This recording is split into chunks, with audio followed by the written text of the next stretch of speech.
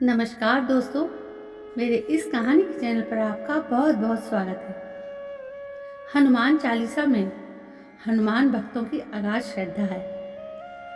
रामायण की तरह हनुमान चालीसा भी तुलसीदास ने लिखी है, लेकिन हनुमान चालीसा की रचना को लेकर कई कहानियां प्रसिद्ध हैं। उन्हीं में से एक कहानी के अनुसार जब तुलसीदास ने हनुमान चालीसा लिखना शुरू किया था तो उनके हाथ कुछ अनोखी घटनाएं घटने लगी। आखिर क्या हुआ था, चलिए जानते हैं। हनुमान चालीसा 40 छंदों का एक संग्रह है, जिसे पढ़ना बेहद प्रभावशाली माना जाता है। इसलिए कुछ लोग हनुमान चालीसा रोजाना पूरी भक्ति के साथ पढ़ते हैं, लेकिन जब इसे तुलसीदास ने लिखा था तो उनके साथ कुछ अनोखी घटना होती है। क्या है पूरा किस्सा, चलिए जानते हैं। दरअसल जब तुलसीदास हनुमान चालीसा लिखते थे तो वे लिखे हुए पत्रों को रात के समय संभाल कर रख देते थे, लेकिन जब सुबह उठकर देखते तो रात में उन्होंने जो कुछ भी लिखा होता था वो सब मिटा हुआ होता था। कई दिनों के प्रयास के बाद भी रोज का परिणाम वही का वही था।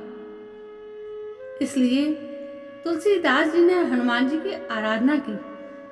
हनुमान जी प्रकट हुए तो तुलसीदास ने उनसे पूछा कि मैं हनुमान चालीसा लिखता हूँ तो वो रातों रात क्यों मिट जाता है। इस पर हनुमान जी ने तुलसीदास को जवाब दिया कि यदि प्रशंसा ही लिखनी है तो मेरे प्रभु श्री राम की लिखो, मेरी नहीं। फिर तुलसीदास ने हनुमान जी को पहली चौपाई सुनाई, जो उन्होंने अयोध्या कांड की शुरुआत में हनुमान चालीसा को शुरू करते हुए लिखी थी। चौपाई इस प्रकार है।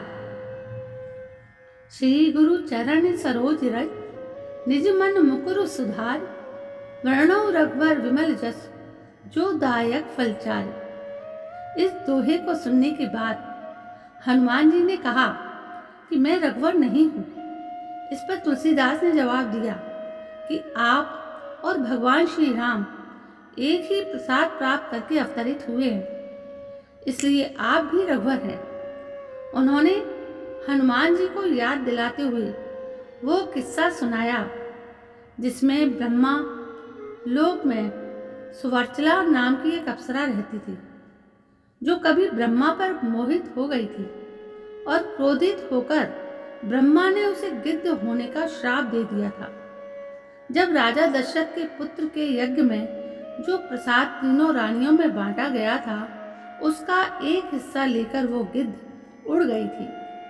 उसी समय कहीं दूर माता अंजना भगवान शिव के सामने हाथ फैलाकर पुत्र की कामना कर रही थी, और उन्हीं हाथों में उस गिद्ध ने वो प्रसाद गिरा दिया था।